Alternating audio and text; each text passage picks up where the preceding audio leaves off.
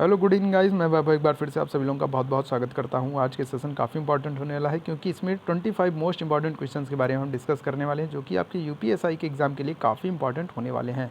ये है mock test on. चलिए शुरू करते हैं। पहला क्वेश्चन हमारा है, ओजोन परत कहाँ पाई जाती है? 4 ऑप्शन आपके आगे दिए गए हैं, ट्रोपोस्फीयर, स्ट्रेटोस्फीयर, आयनोस्फीयर या उपरोक्त सभी। तो क्या होगा सही आंसर?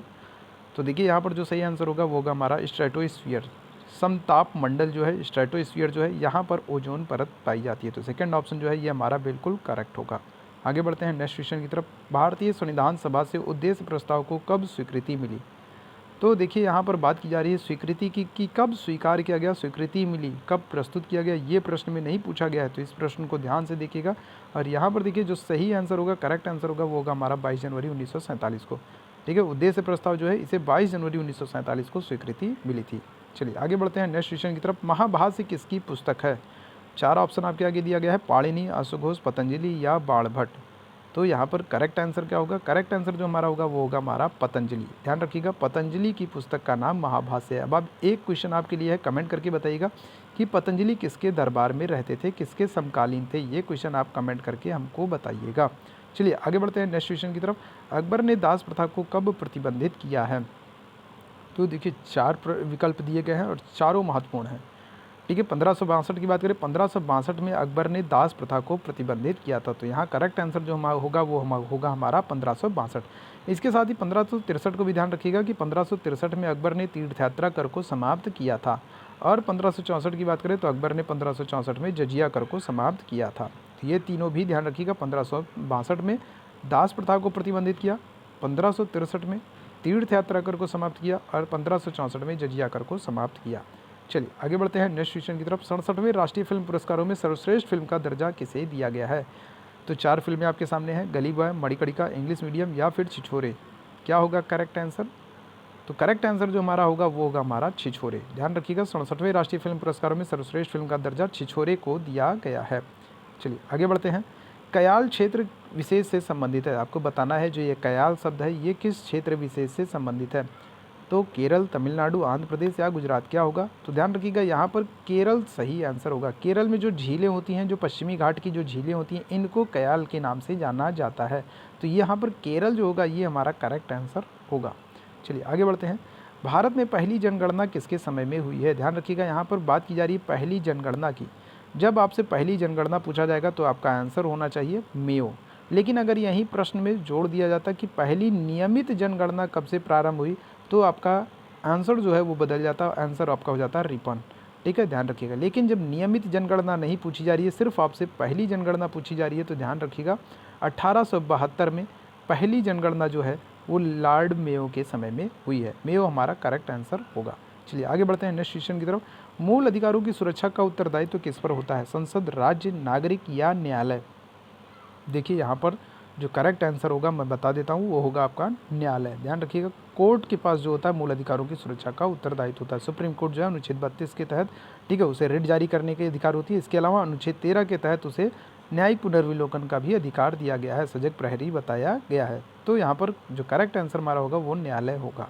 चलिए आगे बढ़ते हैं नेक्स्ट क्वेश्चन की तरफ। भारत में पहले नेशनल पार्क की स्थापना कब हुई? तो देखिए यहाँ पर बात की जा रही है स्थापना की, लेकिन इसके साथ ही आपके दिमाग में एक प्रश्न क्लिक करेगा कि पहला नेशनल पार्क था कौन? तो ध्यान रखिएगा, भारत का जो पहला नेशनल पार्क है वो है जिम कॉर्बेट नेशनल पार्क। ठीक है, जो कि वर्तमान में उत्तराखंड में, पहले उत्तर प्रदेश में था, लेकिन बाद में उत्तर प्रदेश से जब उत्तराखंड अलग हुआ तो ये जिम कॉर्बेट नेशनल पार्क जो है उत्तराखंड में चला गया। ठीक है, जिम कॉर्बेट नेशनल पार्क की बात करें तो इसका प्राचीन नाम जो था या प्रारंभिक जो नाम था वो था हैली नेशनल पार्क।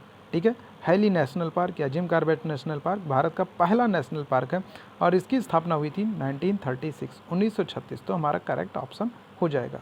चलिए आगे बढ़ते हैं नेक्स्ट क्वेश्चन की तरफ। रानी लक्ष्मीबाई सागर बांध परियोजना किस नदी पर है? देखिए ये क्वेश्चन जो है यूपीएसआई, यूपी पुलिस और इसके अलावा आरओ के एग्जाम में पूछा गया है। रिपीटेड क्वेश्चन है और आपके लिए काफ़ी इंपॉर्टेंट है। ठीक है, तो यहाँ पर सही आंसर क्या होगा? रानी लक्ष्मीबाई बांध सागर बांध कहे या फिर माता टीला बांध कहे। एक और नाम ध्यान रखिएगा, माता टीला बांध। ठीक है, रानी लक्ष्मीबाई सागर बांध या फिर माता टीला बांध परियोजना।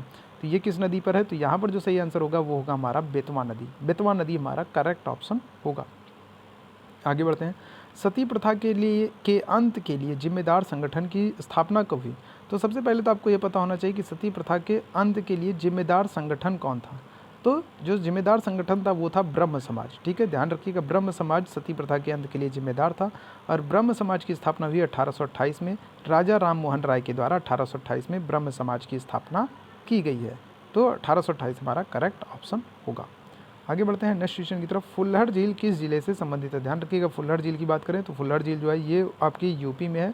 अब यूपी स्पेशल के हिसाब से ये प्रश्न काफ़ी इंपॉर्टेंट है, आपको बताना है कि फुल्लहड़ झील उत्तर प्रदेश के किस जिले में स्थित है। तो ध्यान रखिएगा, यहाँ पर जो सही आंसर होगा वो होगा हमारा पीलीभीत। ठीक है, उत्तर प्रदेश के पीलीभीत जिले में फुल्लहड़ झील स्थित है और यहाँ से गोमती नदी निकलती है। ठीक है, ये काफ़ी इंपॉर्टेंट है आपके लिए कि पीलीभीत के फुल्लहड़ झील से जो है गोमती नदी निकलती है। आगे बढ़ते हैं नेक्स्ट क्वेश्चन की तरफ। ये क्वेश्चन आपकी यूपीएसआई इसके अलावा आरओ एग्जाम में पूछा जा चुका है, रिपीटेड क्वेश्चन है, इसलिए आपके एग्जाम के पॉइंट ऑफ व्यू से काफ़ी इंपॉर्टेंट हो सकता है। घावों को भरने में सहायक विटामिन कौन सा होता है? Vitamin A, vitamin B, vitamin C या विटामिन डी? तो क्या होगा करेक्ट ऑप्शन? तो देखिए यहाँ पर जो सही विकल्प होगा वो होगा हमारा विटामिन सी। ठीक है, घावों को भरने में जो सहायक विटामिन होता है वो विटामिन सी होता है। चलिए आगे बढ़ते हैं। कौन सा रोग एक वायरस द्वारा ठीक है होता है? ठीक है, इसमें से कौन से रोग के लिए एक वायरस जिम्मेदार होता है ये आपको बताना है। डिप्थीरिया, मलेरिया, हैजा या हेपेटाइटिस? तो क्या होगा सही आंसर? तो देखिए यहाँ पर जो सही आंसर है ये होगा हमारा हेपेटाइटिस। ध्यान रखिएगा, हेपेटाइटिस जो है इसके लिए एक वायरस जिम्मेदार होता है। ठीक है, वायरस के द्वारा जो है ये होता है। चलिए आगे बढ़ते हैं नेक्स्ट क्वेश्चन की तरफ। जौनपुर नगर की किसकी स्मृति में बसाया गया? अभी इस प्रश्न को पढ़ने के बाद आपके दिमाग में दो प्रश्न आएंगे। पहला प्रश्न तो ये कि किसकी स्मृति में बसाया गया, जो कि इस प्रश्न में पूछा गया है, और दूसरा बसाया किसने है। ठीक है, तो यहाँ पर देखिए, यहाँ पर जो करेक्ट आंसर होगा इस प्रश्न का कि जौनपुर नगर किसकी स्मृति में बसाया गया, तो ये आंसर होगा मोहम्मद बिन तुगलक। मतलब कि मोहम्मद बिन तुगलक की याद में जौनपुर नगर की स्थापना की गई थी। मोहम्मद बिन तुगलक का प्रारंभिक नाम जो था जौना खां था और इसी की याद में जौना खां के नाम पर ही जौनपुर नगर की स्थापना की गई है। लेकिन अब स्थापना किसने की, ये प्रश्न बनता है, तो ध्यान रखिएगा इसका आंसर होगा फिरोज तुगलक। ठीक है, फिरोज तुगलक ने मोहम्मद बिन तुगलक या फिर कहें जिसका नाम जौना खां था, जौना खां की याद में जौनपुर नगर की स्थापना की है। तो यहाँ प्रश्न के जो अनुसार जो है जौनपुर नगर किसकी याद में बसाया गया, तो मोहम्मद बिन तुगलक हमारा करेक्ट ऑप्शन होगा। चलिए आगे बढ़ते हैं नेक्स्ट क्वेश्चन की तरफ। कुतुब मीनार के निर्माण में योगदान नहीं दिया है? चार ऑप्शन दिया गया है, ऐबक, इल्तुतमिश, अलाउद्दीन खिलजी, फिरोज तुगलक।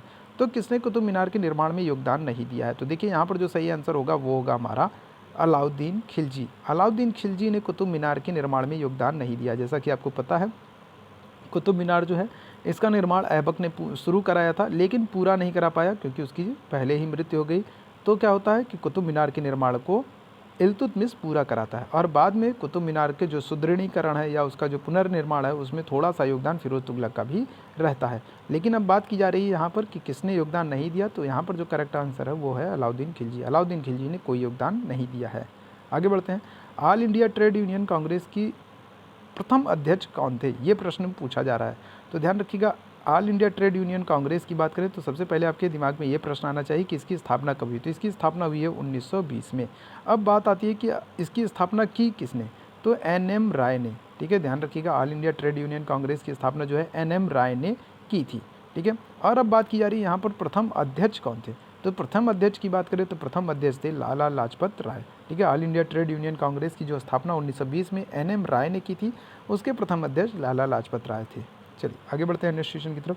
समान नागरिक संहिता का उल्लेख करता है, बताइए कौन सा अनुच्छेद है, इन चारों में कौन सा अनुच्छेद है जो समान नागरिक संहिता का उल्लेख करता है। तो यहाँ पर जो करेक्ट आंसर होगा हमारा अनुच्छेद 44। अनुच्छेद 44 जो है समान नागरिक संहिता की बात करता है। अगर अनुच्छेद 40 की बात करें तो ये ग्राम पंचायतों की बात करता है। अनुच्छेद 43 जो है कुटीर उद्योग की बात करता है और अनुच्छेद 48 जो है ये दुधारू और वन्य जीवों की सुरक्षा के लिए बात करता है। तो करेक्ट आंसर जो होगा वो होगा हमारा अनुच्छेद 44। आगे बढ़ते हैं नेक्स्ट क्वेश्चन की तरफ। गोबी मरुस्थल किस देश में है? ठीक है, चीन, तिब्बत, मंगोलिया या सऊदी अरब। तो देखिए यहाँ पर जो करेक्ट आंसर होगा वो होगा हमारा मंगोलिया। मंगोलिया की बात करें, मंगोलिया की राजधानी है उलान बटोर। मंगोलिया की राजधानी उलान बटोर और मंगोलिया में है गोबी शीतोष्ण मरुस्थल, या कहें शीतकालीन मरुस्थल, शीतोष्ण मरुस्थल है। ठीक है, शीतोष्ण मरुस्थल कहिए। तो गोबी जो है ये शीतोष्ण मरुस्थल है और ये मंगोलिया में स्थित है। मंगोलिया की राजधानी उलान बटोर। चलिए आगे बढ़ते हैं नेक्स्ट क्वेश्चन की तरफ। कोयला नदी के रूप में किसे जाना जाता है? वोल्गा, राइन, डेन्यूब या सीन? क्या होगा सही आंसर? तो देखिए यहाँ पर जो सही आंसर होगा वो होगा हमारा राइन नदी। राइन नदी को कोयला नदी के रूप में भी जाना जाता है। ठीक है। राइन नदी जो होगी ये इसे कोयला नदी के रूप में भी जाना जाता है। यूरोप की नदी है, काफ़ी महत्वपूर्ण नदी है और इसको कोयला नदी के रूप में जाना जाता है। चलिए आगे बढ़ते हैं नेक्स्ट क्वेश्चन की तरफ। किस नदी का उद्गम सतपुड़ा से होता है? ठीक है, महानदी, चंबल, ताप्ती या कावेरी? तो देखिए इसका जो करेक्ट आंसर होगा वो होगा हमारा ताप्ती नदी। ताप्ती नदी की बात की जाए तो इसके ही किनारे सूरत शहर जो है ये ताप्ती नदी के किनारे ही बसा है और इसका उद्गम जो है ये सतपुड़ा की पहाड़ियों से होता है। चलिए आगे बढ़ते हैं नेक्स्ट क्वेश्चन की तरफ। 47वां G7 सम्मेलन कहाँ होगा? अमेरिका, इंग्लैंड, फ्रांस या जापान? तो ध्यान रखिएगा 47वां G7 सम्मेलन जो है ये 2021 में और इसकी जो मेज़बानी है, जो अध्यक्षता है, ये इंग्लैंड के द्वारा की जाएगी। तो इंग्लैंड जो है हमारा करेक्ट ऑप्शन हो जाएगा। चलिए आगे बढ़ते हैं। 2023 पुरुष क्रिकेट वर्ल्ड कप कहाँ होंगे? न्यूजीलैंड, दक्षिण अफ्रीका, वेस्ट इंडीज या फिर भारत? जैसा कि आपको पता है पुरुष क्रिकेट वर्ल्ड कप जो होते हैं ये 4 वर्ष के अंतराल पर होते हैं। पिछला जो वर्ल्ड कप हुआ था ये हुआ था 2019 में और इसकी अध्यक्षता किसने की थी? इंग्लैंड ने की थी। अब 4 साल बाद जो है 2023 में अगला पुरुष क्रिकेट वर्ल्ड कप होगा और इसकी मेज़बानी कौन करेगा? तो ध्यान रखिएगा इसकी मेज़बानी करेगा अपना प्यारा भारत। ठीक है, भारत में 2023 में पुरुष क्रिकेट वर्ल्ड कप होगा। चलिए आगे बढ़ते हैं नेक्स्ट क्वेश्चन की तरफ। भारत के नियंत्रक एवं महालेखा परीक्षक कौन है? मनु सिन्हा, अजीत डोभाल, गिरीश चंद्र मुर्मू या फिर वेणुगोपाल? ठीक है, तो ध्यान रखिएगा यहाँ पर भारत के CAG की बात करें, कंट्रोलर एंड ऑडिटर जनरल की बात करें तो ये हैं हमारे गिरीश चंद्र मुर्मू। ठीक है, गिरीश चंद्र मुर्मू, थर्ड ऑप्शन जो है ये हमारा एकदम करेक्ट होगा। चलिए आगे बढ़ते हैं नेक्स्ट क्वेश्चन की तरफ। मूल अधिकार किस भाग में है? ठीक है, मूल अधिकारों की बात करें तो ये किस भाग में है? तो ध्यान रखिएगा मूल अधिकार जो है ये अमेरिका से लिए गए हैं और ये भाग 3 में है। ठीक है, मूल अधिकारों की बात करें तो अनुच्छेद 12 से लेकर के अनुच्छेद 35 के बीच में, ठीक है, अनुच्छेद 12 से लेकर के अनुच्छेद 35 के बीच में भाग 3 में मूल अधिकारों का प्रावधान किया गया है और ये अमेरिका के संविधान से लिए गए हैं। तो ये थे 25 मोस्ट इंपॉर्टेंट क्वेश्चंस। उम्मीद है ये सेशन आपको पसंद आया होगा। अगर ये सेशन आपको पसंद आता है तो वीडियो को लाइक शेयर जरूर कर दें, चैनल को सब्सक्राइब कर लें ताकि आने वाले जो और भी अन्य जो मॉक टेस्ट होंगे वो सबसे पहले आपको मिलते रहें। इसी तरीके से हमारे साथ बने रहिए, हम फिर हाजिर होते हैं एक नए सेशन के साथ। तब तक के लिए धन्यवाद।